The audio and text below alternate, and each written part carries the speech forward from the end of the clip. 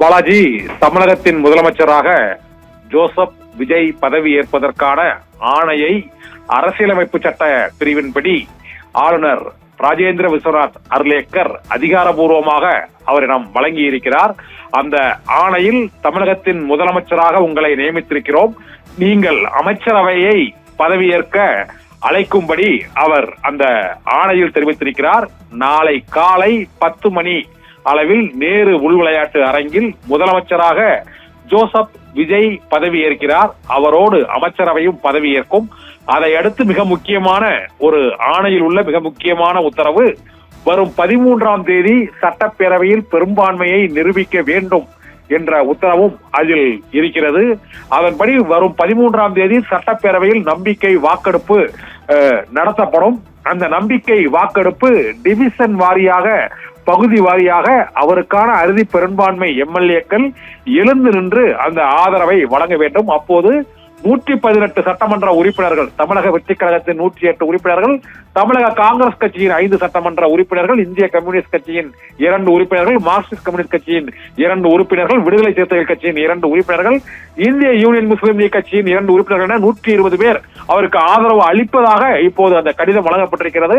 அந்த ஆதரவின்படி அந்த சட்டமன்ற உறுப்பினர்கள் அனைவரும் அன்று விஜய்க்கு ஆதரவு அளிக்கிறார்களா என்பது அந்த நம்பிக்கை வாக்கெடுப்பில் நிரூபிக்கப்படும்.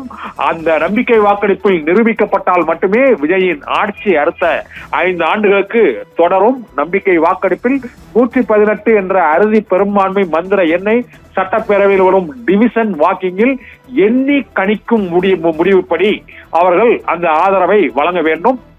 அதை சபாநாயகர் ஏற்றுக்கொண்டு நம்பிக்கை வாக்கெடுப்பில் வெற்றி பெற்றதாக அறிவிப்பார். அதன் பின்னரே ஜோசப் விஜய் முதலமைச்சராக பொறுப்பேற்கும் அந்த அரசு செயல்பட தொடங்கும். நம்பிக்கை வாக்கெடுப்பில் வெற்றி பெற்ற பின்னர் முதலமைச்சராக விஜய், தமிழகத்தின் முதலமைச்சராக விஜய் பொறுப்பேற்பார். தமிழக அரசியல் வரலாற்றில் இதுவரை இல்லாத அளவுக்கு புதிதாக கட்சி தொடங்கி 26 மாதங்களில் சில இடங்களில் மட்டுமே பரப்புரை செய்து ஒட்டுமொத்த மக்களின் பேராதரவோடு தமிழக வெற்றி கழகத்தின் தலைவர் நடிகர் விஜய் ஆட்சியை கைப்பற்றி இருக்கிறார். அவர் முதலமைச்சராக பொறுப்பேற்பதற்கான அதிகாரபூர்வமான அரசியலமைப்பு சட்டப்படியான ஆணை அறிவிப்பு ஆளுநர் மாளிகையின் மூலமாக வெளியிடப்பட்டிருக்கிறது.